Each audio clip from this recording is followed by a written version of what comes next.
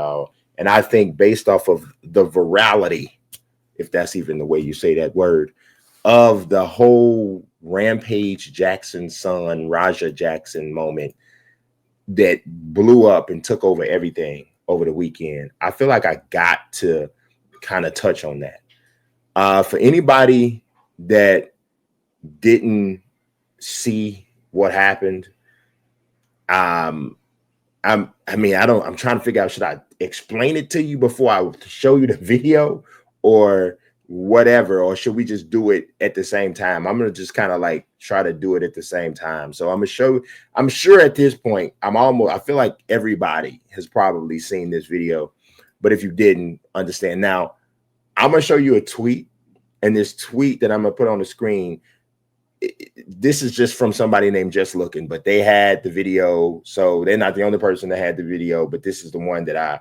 pulled out. They have a bunch of commentary and thoughts about Rampage and his son. You may or may not disagree, may or may not agree. That's not the point of what I'm showing you. What the point of what I'm showing you is just so if you didn't see what happened, here's what happened. Okay. All right. So Rampage's son, which is Raja Jackson, he's 0-1 as a professional mixed martial artist. He's at this underground private wrestling event. And the guy he has hoisted up here, his name is Psycho Stu. Earlier in the day, Psycho Stu, they were filming something on Raja Jackson's Kick account. And Prince, definitely chime in. If I'm missing a point, throw in there and let me, chime in and tell me, let them know what I'm missing if I miss something. But there's a scene before they start wrestling where they're like out in the parking lot outside of wherever this event took place. And Psycho Stu cracks Raja in the head with a can of beer. And I don't think Raja knew that this was going to happen, but kind of like a professional wrestling code, so to speak, is like you're always on, blurring the lines between what's real and what isn't. And so I don't think, it doesn't appear to me that Psycho Stu and the rest of the people involved in the wrestling event told Rampage, hey, we're going to do this. I think it just kind of happened, right? And so I don't have the video of that. You can find that somewhere. Maybe we can put a link to it in the description in case you want to go back to the beginning and see kind of what happened. But this is the scene that essentially that went super viral. Now, mind you, all this is being streamed on Kick, on Raja Jackson's and Rampage's Kick account, right? So apparently, Raja Jackson is told that you're going to be able to get in the ring, kind of get your get back on them, so to speak. This is what Rampage said. But it appears that Raja was told, do it in the scripted wrestling format, not, so there is a bump, so to speak, that Psycho Stu was going to take, which would be from this slam. But the punches, I don't think were supposed to be real, right? So I'm going to show you what happened when he actually got in the ring. We won't have sound for this. So you see, slams him. These punches, by all intent and purpose, and from everything I can see, y'all, are landing flush. And there is nothing scripted about those punches, at least not that I can tell. So here the other wrestlers, the other performers are getting in. They're trying to stop him. They're trying to keep him off of Psycho Stu from landing more punches, because I think it took a minute for people to react, because I think people were shocked. Now, there is a thought out here right now where some people are saying they think this was all, this is what we would call in the professional wrestling world a work. And what a work is something that's built to make it look like, yeah, like this is real, but it wasn't. Everybody was in on it. Nobody got actually hit or what have you. That's what some people are saying. But I'm going to tell you, as a person that has watched wrestling for over 40 some odd years, covered it for over 20, you kind of can tell when somebody gets hit for real. And there are, just to explain for anybody that doesn't really up on professional wrestling, because this is unfortunately going to be a situation that kind of introduces people to some of the inner workings of professional wrestling that didn't know about it. Wrestling is not fake, it's scripted. And before you go, oh my God, and roll your eyes, let me explain what I mean by that. Who's going to win is predetermined, right? They go through a walkthrough oftentimes, or sometimes they go through a walkthrough oftentimes, before you go out there, who's gonna, what they say, go over. That means who's gonna win, right? There's even a discussion how it's gonna happen. Okay, we're gonna do this move, you're gonna react this way, this was gonna happen, if you're gonna lose, you have a job to sell, which means makes this person's moves look great. But you both have the responsibility of performing safe. But many of the strikes are actually landing, but what's happening is the punches are being pulled, so to speak. The better the wrestler, the better that person can actually land strikes without actually hurting the opponent. So a person is taking some maybe even in the face, they're taking some, but they're pulling them. How do I know this? I've actually been at the WWE Performance Center. I've actually been in the ring, running the ropes before. I don't know this from what I've heard. I know this from what I've seen, what I've been taught and shown by actual professional wrestlers. So chair shots, they're actually getting hit with chairs. The thing of it is that you get hit on a portion of the chair where you feel a sting, but if it's done properly, you won't be concussed. But there are times that it's not done properly and you do get concussed. The performers get caught up in the moment. They deliver a chair shot too hard. When you see people laying on thumbtacks, they're actually laying on thumbtacks, but those are flesh wounds. So does it scar? Yes, but it doesn't mortally wound. So this is a sacrifice that some of them are willing to take. I don't particularly like the hardcore matches with all that kind of, broken glass. To me, I think that's goofy gimmick stuff. I hate it. I don't think it's really necessary. I've never liked it. It just, Texas death matches with sparking barbed wire is ridiculous to me. But that's neither here nor there. I digress. I'm giving you a little bit of an explanation for how there are some similarities to actual combat sports that some people who don't know a lot about professional wrestling may not realize exist, right? So going back to Roger Jackson, this slam happens. He's on top of him. He's landing these strikes. I think people are frozen. They're like, I don't know what's going on. So I was thinking, man, I think this might be a work myself. Like maybe Psycho Stu was like, okay, hit me for real. Everybody involved, all of this stuff went viral, but maybe maybe I'm landing these shots, but maybe they're not as flush as it appears to be, because they're definitely landing. Maybe there's a make it look good kind of agreement. And one of the things that made me think about that is, how in the world is this on video the way it is, having gone viral the way it did, and he's not arrested? If that's the case, it would seem like to me he might be, and I'm not the only person who thinks that, and I'm going to go into who thought that, right? But here's some of the parts that make me wonder if that's the case. I'm going to show you another video here, and I got to play the sound for this one. This one is Roger Jackson talking on a mouthpiece, I guess he had his earbuds in or whatever, and he's talking into the mic, and he's basically telling them, whoever is probably the producer of the show, is telling him, hey, you got to go in, slide in the ring, attack him. This is what's going to happen. Roger Jackson's literally telling him, I'm going to hit him for real. I'm supposed to be scripted. I'm going to hit him for real. So take a look at how this works and how this is happening, and then you'll see kind of what I'm saying. All right, let me share this one. This one is the one that kind of got me like, oh boy. All right. And we're gonna have to, like I said, we're gonna have to give you sound for this.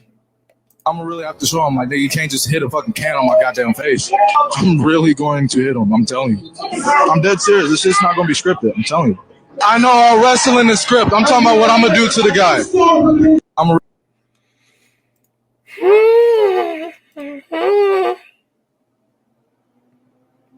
I gotta ask, Prince, that came through loud and clear, right?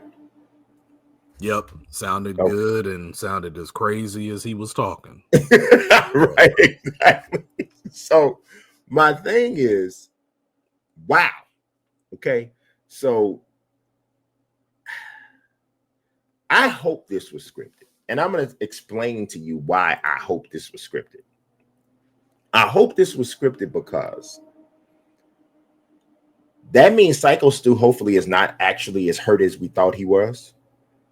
And that also means that Rampage Jackson's son's not in the kind of legal trouble that it looks like he's going to be in. Because if this audio and video of him saying that I understand what I was supposed to be doing, but this is what I'm going to do, if that really is real and it's not all a part of the rules, this is attempted murder.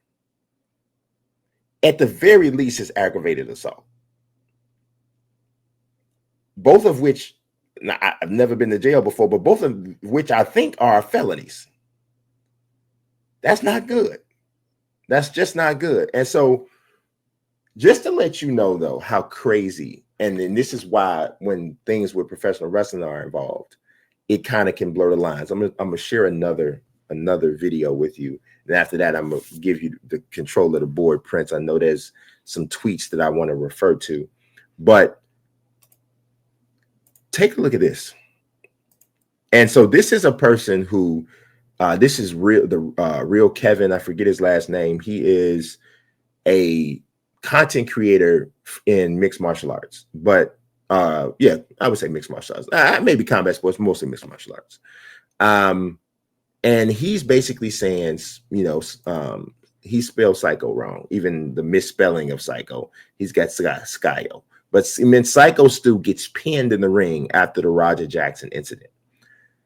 And he's like, with the teeth. But I understand why he's saying that, but he doesn't understand in professional wrestling, if somebody gets legitimately hurt in the ring, you still finish the match. They'll say, cover me, cover me. I don't know how many people watch The Wrestler, the actual movie with Mickey Rourke. There's a scene where Mickey Rourke is actually having a heart attack in the ring. And the person he's working with, the wrestler, the person he's fighting in the match, but they're working together. That's how wrestling is a dance. That's really what it is. It's two guys, two performers in there. Their choreographed fight is a dance. So at the point where Mickey Rourke gets like sick, like he's having a heart attack, the other guy says, cover me, man, just cover me. You're supposed to go over tonight. Just cover me. So he's going to lay down so the fight can be ended. The match can be ended early. Mickey Rourke hooks the leg, gets the pin. That's the way it's supposed to happen. So when you watch this, understand that is the code that they function with. So you see this, he's out. Psycho Stu's out. The referee calls the man over to get the actual cover, and he covers his lifeless body. Now that's Roger Jackson in the corner being subdued. Okay. But that right there is another one of those things that make you say, what's really going on? Is it all a part of the whole thing? So, okay. So I have a tweet that this one came from, I think it's Elite Rockers. Yeah, no, I'm sorry. This one is from UFC Roster Watch. UFC Roster Watch's account, basically what he normally does is if somebody gets released or signed, this is one of the first places you find out where that happened. I use it every day covering combat sports. I check it. I write articles about the people who've been released, and I always cite UFC Roster Watch. There's a couple other ones, UFC Roster News, whatever. But UFC Roster Watch will also give you a lot of his personality. Some people hate it. Some people don't like it.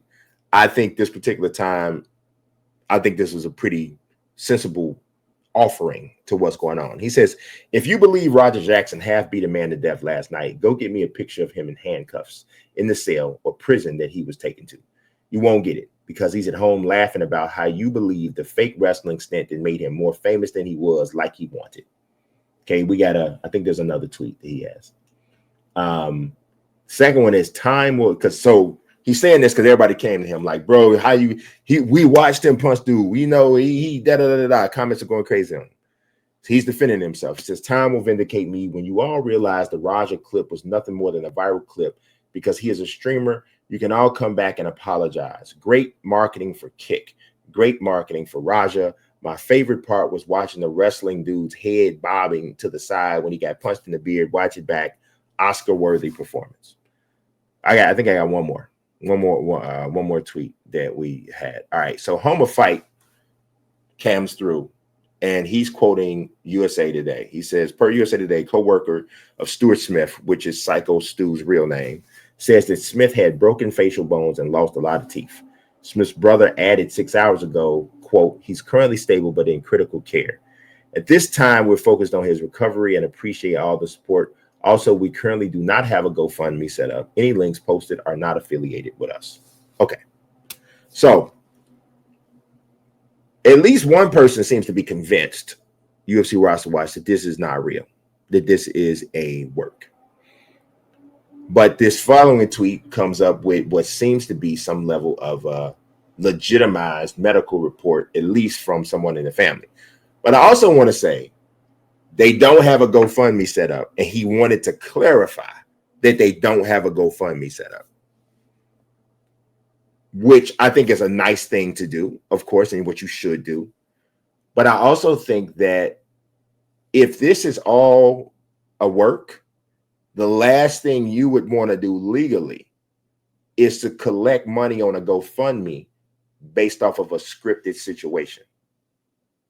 I'm not saying that's it, but I'm saying that comment and that clarification that this is a GoFundMe, that we do not have a GoFundMe for this, doesn't hurt the thought that this is some sort of work.